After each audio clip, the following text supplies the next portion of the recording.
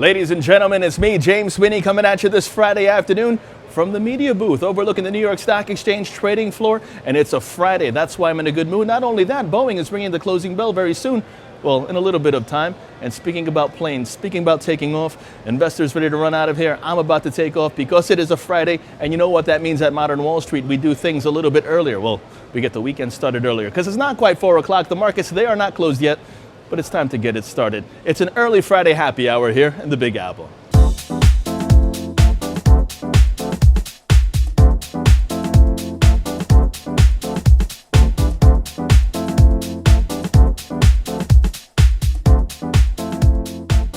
Now it's Friday afternoon and stocks are struggling for gains as the week comes to a close.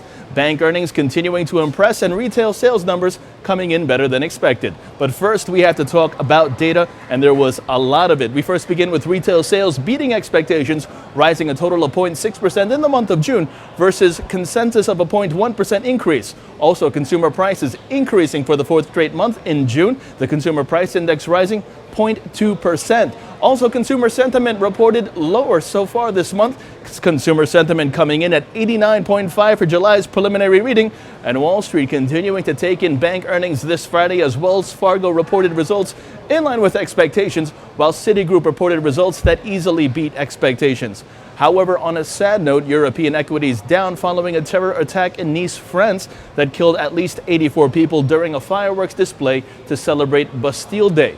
French President François Hollande saying that the attack was of a terrorist nature and at least 2 U.S. citizens killed in the attack, this according to the U.S. State Department.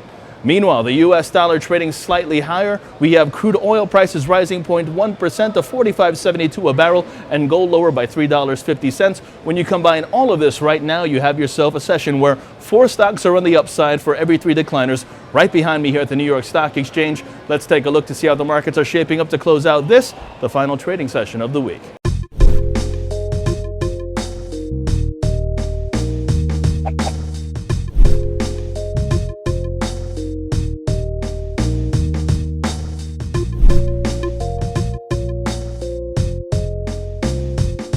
And it is a Friday afternoon with not a lot of corporate action going on. I will have to talk about sports this weekend. We have the British Open in Troon, Scotland.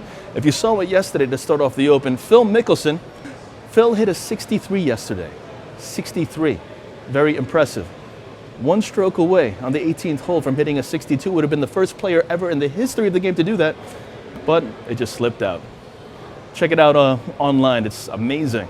And I wish he would have done it. Meanwhile, Major League Baseball back this weekend after the All-Star game. All I've got to say is let's go Mets. And with that stated, kick back, relax, grab yourself a drink, and I'll see you guys all Monday morning for Modern Wall Street saying have yourself a great weekend. I'm James Sweeney.